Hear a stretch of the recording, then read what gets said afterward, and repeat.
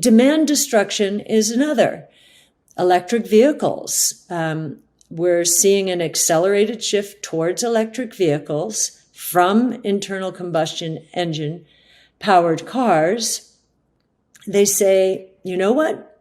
You should just keep your focus on the internal combustion engine part of your market. It's much more profitable. And they also said they are intent on producing electric vehicles profitably. That's their primary focus. Well, I've just told you what Tesla's doing. It's going to be impossible for them to do that. And so effectively, the more short-term oriented shareholders among Ford's shareholder base will be telling them, stop.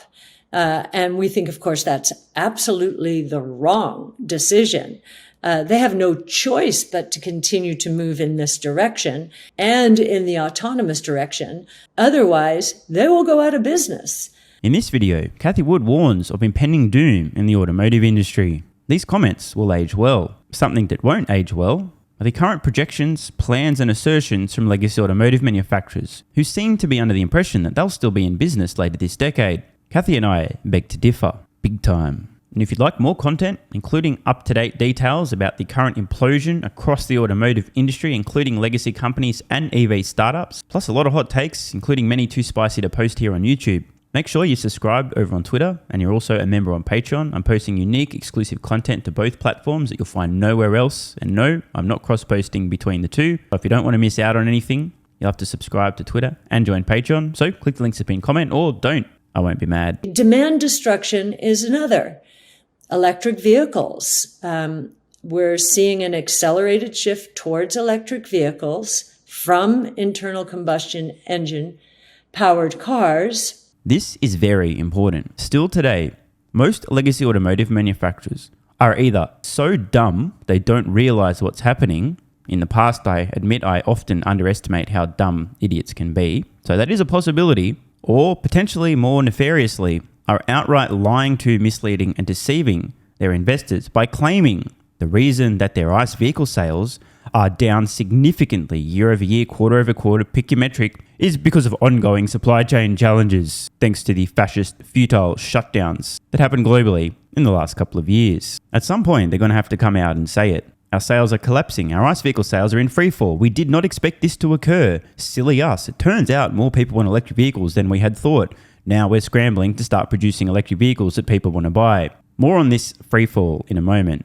But it's very important. Most investors in the marketplace right now seem not to understand, can't see the writing on the wall. The term demand destruction is so accurate. Every time a compelling, economical electric vehicle hits the market, and we're not quite at the bottom end yet, coming soon, shout out to Tesla's $25,000-ish vehicle, likely to begin deliveries around 2025. But as new electric vehicle alternatives appear in segments, in categories, in price brackets comparable to ICE vehicles today, every one of these electric vehicles destroys pre-existing demand for internal combustion engine vehicle. As I've said, if you're a consumer and you can afford to buy an electric vehicle, let's say you're spending $50,000-$60,000, if you do your homework, and if you're not the 0.1% of people who have extremely unusual needs that can only be satisfied by an ICE vehicle, you compare the cost of ownership, the performance, the range, the features, the safety, the functionality of the vehicles. Buying an electric vehicle today is the no-brainer.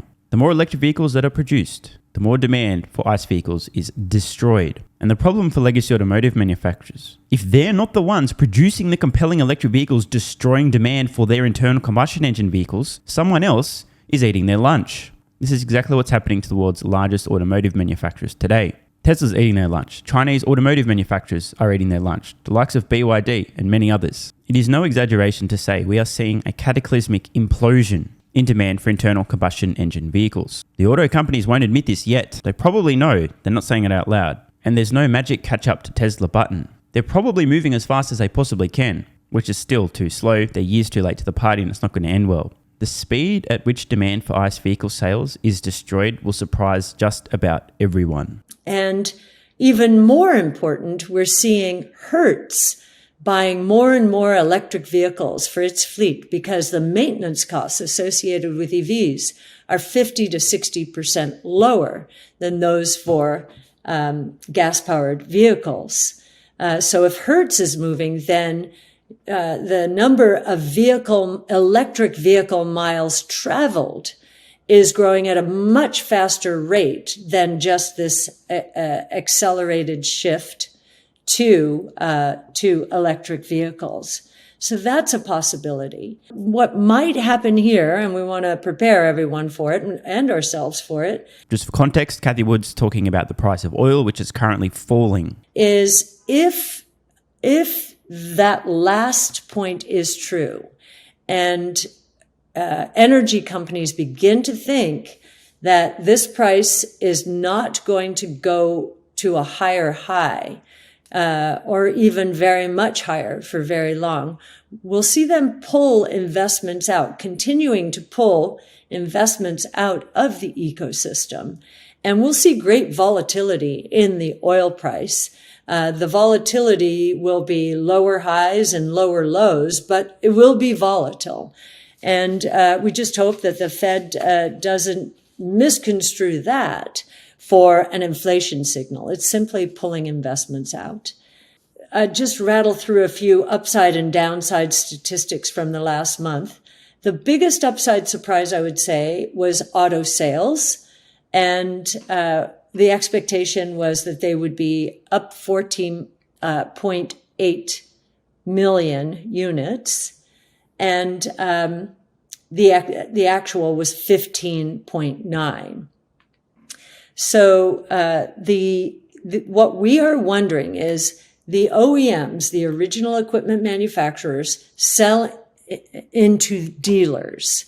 And we're wondering how much of the auto sales, the upside surprise, was catch up. People had been waiting and they finally got their cars after big supply chain problems.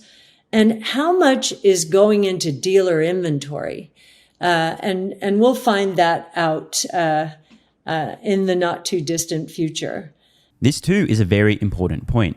Tesla is the exception to the rule in the automotive industry in that they sell their vehicles direct to consumers. They don't have dealership, aka stealership networks. So when Tesla reports vehicle production and vehicle deliveries for a quarter, they're literally describing how many vehicles they produced for production and how many vehicles they delivered to customers. Legacy automotive manufacturers, on the other hand, report their wholesale deliveries, aka not vehicles are actually delivered to customers after being sold to customers. No. Legacy automotive manufacturers' equivalent of deliveries in a quarter are actually how many vehicles were delivered to dealerships who then need to sell them to customers. This is a really important distinction. There's a huge lag between an automotive manufacturer producing a vehicle, selling it to a dealership, and then the dealership having a customer come in, fucking the customer from 4 directions at the same time without consent, and then the customer ending up walking away with a vehicle and a few extras thrown in as well for whatever price the dealership could get away with. So Cathie's point about inventory buildup at car dealerships is very important. There's a huge lag. It may look like vehicle sales are a lot more robust and higher than they actually are. And we'll find out eventually from these companies, it turns out we've got a lot of vehicles in dealership inventory, not actually delivered to customers. I think this is what's happening right now. The irony, of course, many of the extremely intelligent, intellectually rigorous Tesla bears concocting absurd narratives. Tesla's producing more vehicles than they can sell. It's a disaster. There's no demand. So dumb that they don't understand, or possibly so intellectually dishonest that they're intentionally creating a false narrative. Quarter after quarter, Tesla produces more vehicles. And quarter after quarter, Tesla delivers more vehicles. But as production increases, and they try to unwind their delivery waves and be a little bit more consistent with deliveries throughout the quarter, in absolute terms, the gap between production and deliveries tends to increase because Tesla's vehicles are either produced, in transit, or delivered. A lot of people focus on Tesla inventory levels, as in the gap between produced and delivered vehicles, failing to recognize that most of those vehicles are on boats, trucks, etc., getting delivered to customers and not yet counted as delivered. Meanwhile, legacy automotive manufacturers, what they're being compared to, count vehicles as delivered when a customer hasn't even bought the fucking vehicle. They've just sent it to a dealership. That's a very long way of saying legacy automotive manufacturers are going to take months, if not quarters, before they start revealing that they're struggling to actually get rid of their vehicles once they're at dealerships and that demand is collapsing for their ICE vehicles. This is another reason why Tesla is so agile with their pricing adjustments, dynamically adjusting prices up or down depending on order flow on a daily basis. No other automotive company has this up-to-date data because they don't know if they've sold a vehicle. They send it to a dealer and they've got to wait for the dealer to let them know, is the vehicle sold? This doesn't happen instantly.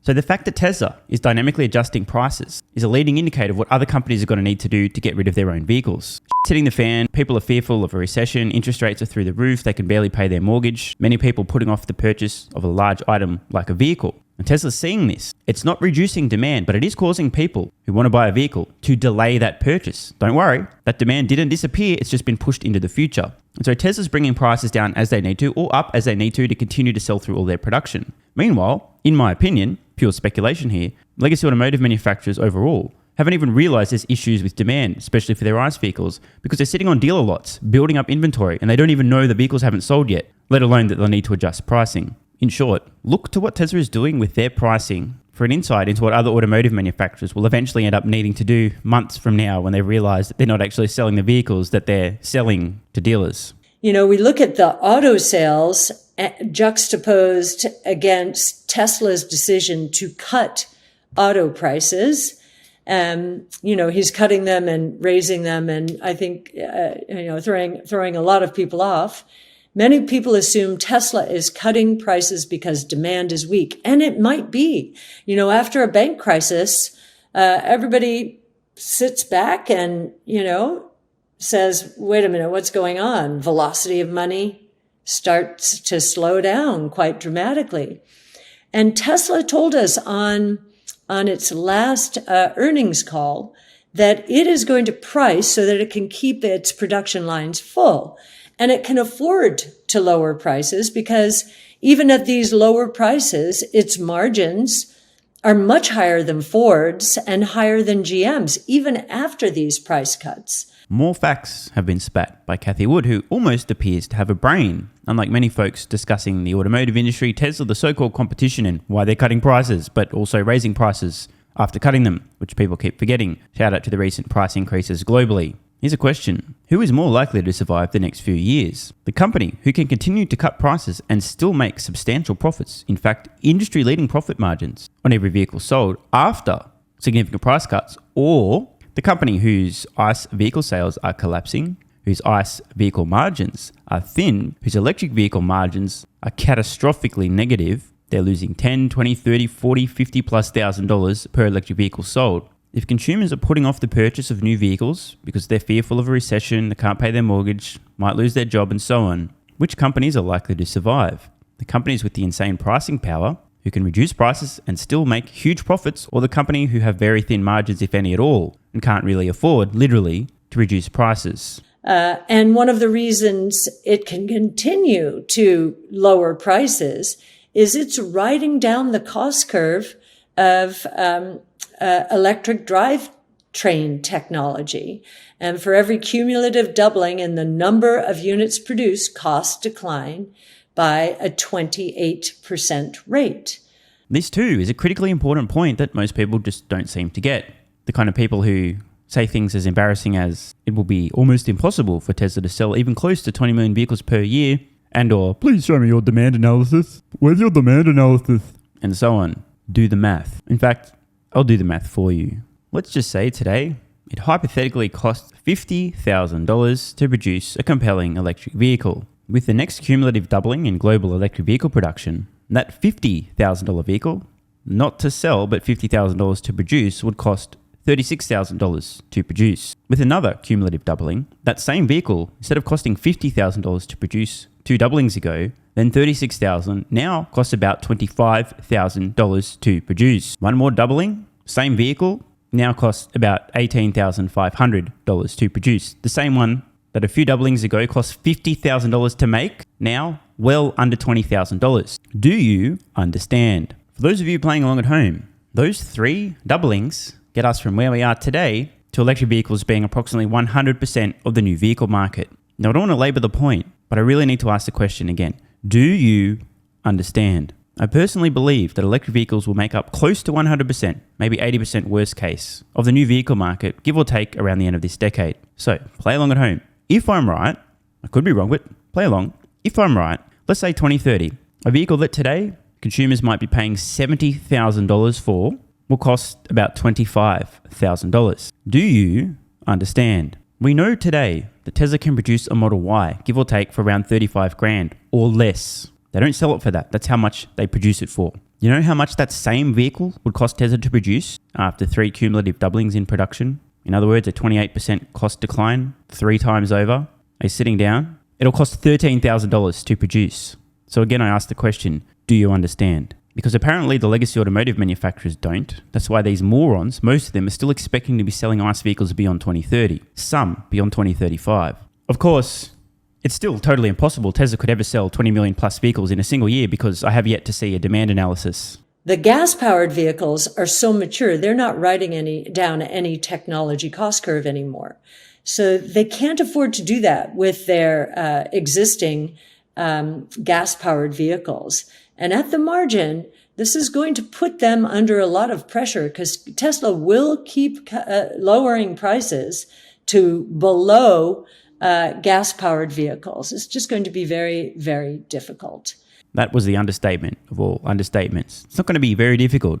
It's going to be ruinous. These companies, universally, legacy automotive manufacturers, are all Again, I have to ask the question regarding the cost declines. Do you understand? Let's step into my time machine and just move a few years into the future. It's now 30-40% cheaper to buy a comparable electric vehicle versus an ICE vehicle with similar features and functionality, keeping in mind the electric vehicle is about half the cost to own and operate. It's much safer by default. It has more features. It performs better acceleration, better handling, lower rollover risk. I could go on and on. It's superior on every metric and it is significantly cheaper than an ICE vehicle. What consumer in their right mind is going to choose to buy the much more expensive, inferior ICE vehicle? The answer is one very far end of the bell curve. And if your business model is reliant upon tricking dumb people into buying your worst product, your inferior, much more expensive product, you're going out of business.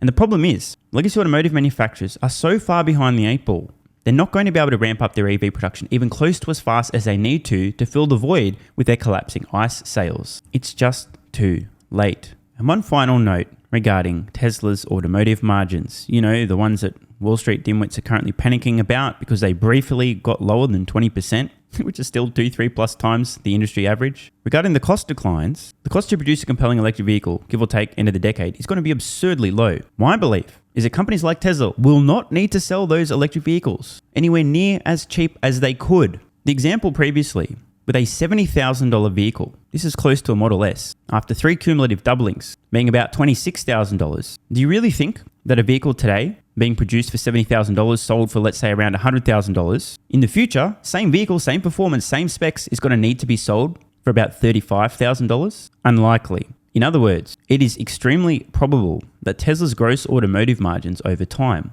will climb back to the mid 25% range and then far beyond it. I will not be surprised if in the future, end of the decade, maybe a little bit later, Tesla's gross automotive margins are 30, 35, even 40+%. Now, they may not be, but the market's going to decide this, not Tesla. Tesla's going to sell their vehicles at whatever the clearing price is to sell through production. The short-sighted nature of Wall Street right now and many retail investors seem to be missing this obvious fact. They're panicking. Everyone's adjusting their Tesla valuation models and their price targets down significantly, assuming Tesla's margins will never again surpass 20%. Again, I ask the question, do you understand? I'm going to end now on innovation, and I think I just left off there on Tesla. It was very interesting to listen to the Ford conference call, earnings call, and to effectively, I think they broke out for the first time how much they were losing in electric vehicle, expect to lose this year in electric vehicles. So $3 billion.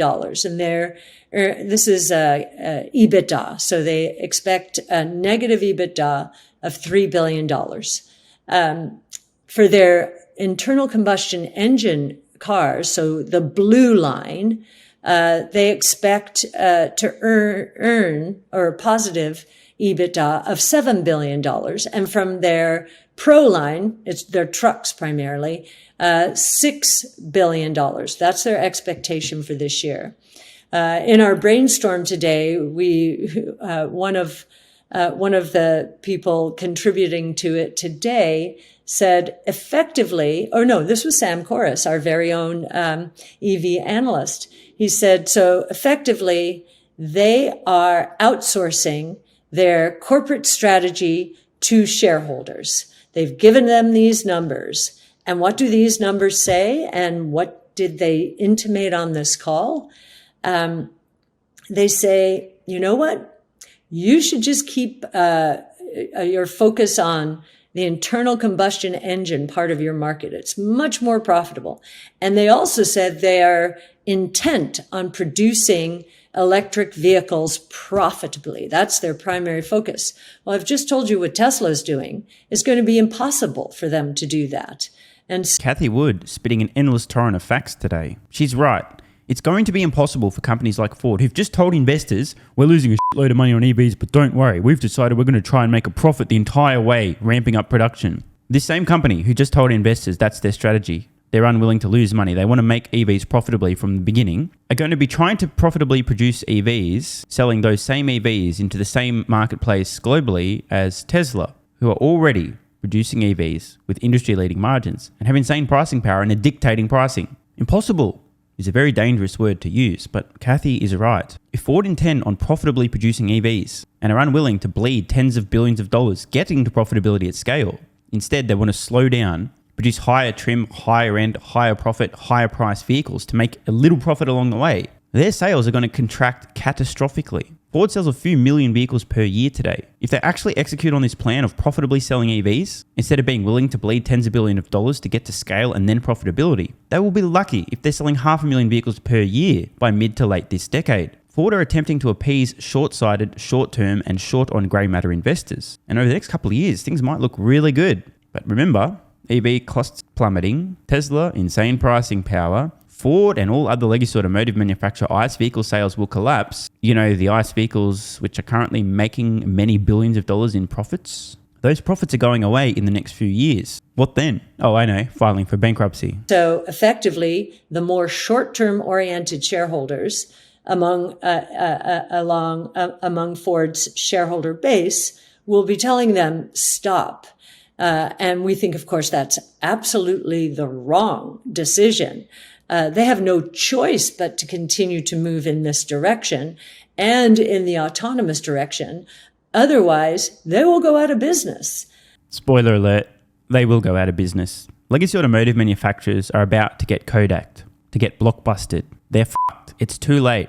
EVs are a disruptive, innovative technology. They were far too slow to get moving in this direction. And now, unfortunately for them, Tesla has what we call an unassailable lead on costs, on scale, on technology, and autonomy. Cathie is a lot less hyperbolic, but I'm telling you, we'll be lucky if 10% of the world's legacy automotive manufacturers today are even in business by 2030, let alone profitably producing EVs at scale. Of course, I could be wrong, but when I'm not, I'll be here to remind you that I wasn't.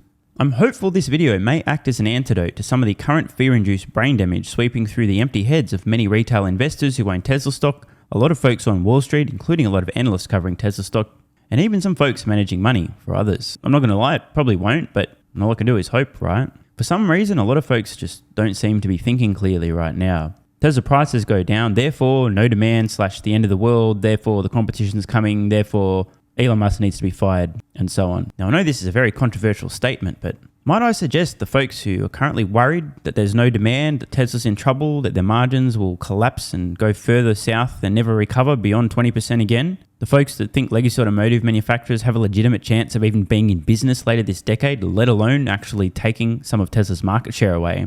Might I suggest that you are not thinking clearly, if you're even thinking in the first place? But don't worry, I'm not just here to point out facts that might hurt your feelings. I have a solution. Athletic Greens AG1 has given me a massive, meaningful boost in energy, allowing me to do a lot more every day, including using my brain more and using my body more.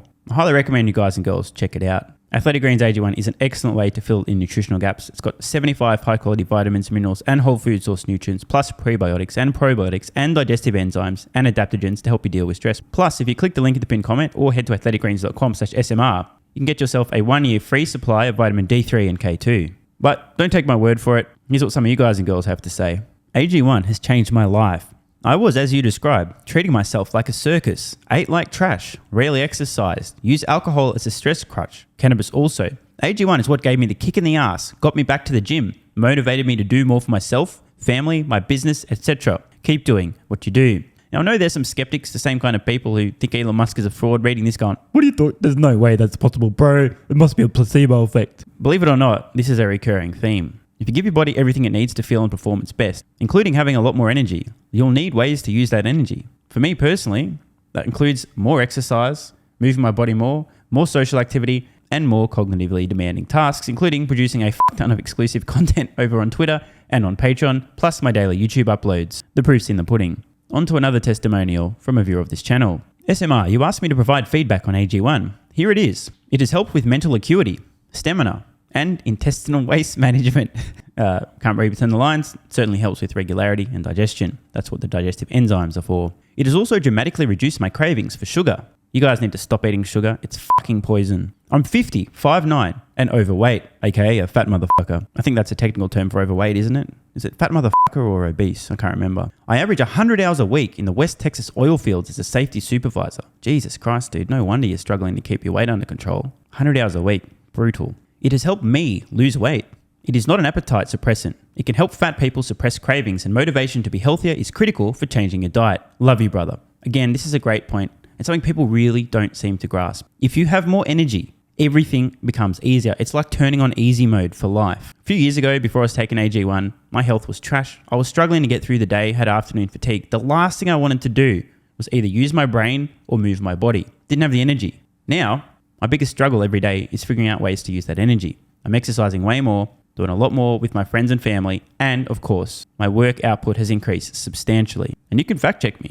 Check out the average length of my videos I was posting to YouTube 3 years ago. Need I say more? And one final testimonial. Love this one. Okay, here's the deal for me with this AG1 shit. I'm 41 years old and not the type to eat, drink, smoke, or sleep healthy, so I was skeptical. That being said, here's what I experienced. Day 1, meh. Day 2, afternoon fatigue was about 45 minutes late. Day 3, 0 afternoon fatigue. Day 4, 0 afternoon fatigue plus extra energy. Day 5, again, 0 afternoon fatigue plus energy, wondering, what the fuck, really? See, this is the thing, right? The results for many people are just almost too good to be true. This is the same experience I had. My afternoon fatigue just vanished out of nowhere. I'm like, wait, what the fuck? Why am I not tired in the afternoons anymore?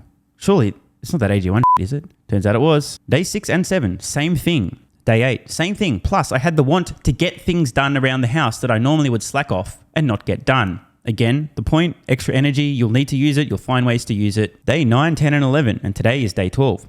I fucking love it. So however you managed to get me to buy it, I'm so glad you did. Thank you so much, SMR. It really changed me so far. Guys, this shit really works. Just try it. By the way, this is the reason I continue to relentlessly promote AG1. A lot of people get real fucking mad in the comments. Oh my God, Snake Oil Salmon's sold out. Oh my God, he's a scammer. This is fraud. But constantly, I'm pretty sure everyone making these comments is also currently short Tesla stock. I'm not particularly concerned about people having a negative perception, those folks suffering from small brain syndrome, still living in my bum's basement syndrome, etc., writing mean comments, claiming AG1's a scam or it doesn't work. I mean, bro, when I get feedback like this is what keeps me going. And remember, there is a 90-day money-back guarantee. There's nothing to lose here. Just try this stuff for a month, and if you don't get these results, get your money back. See, it's a literal no-brainer. It's an IQ test at this point in time. Testimonial after testimonial after testimonial like this. Get your money back if it doesn't work. Just try it for a month, and if it doesn't work, get your money back. Today's the day.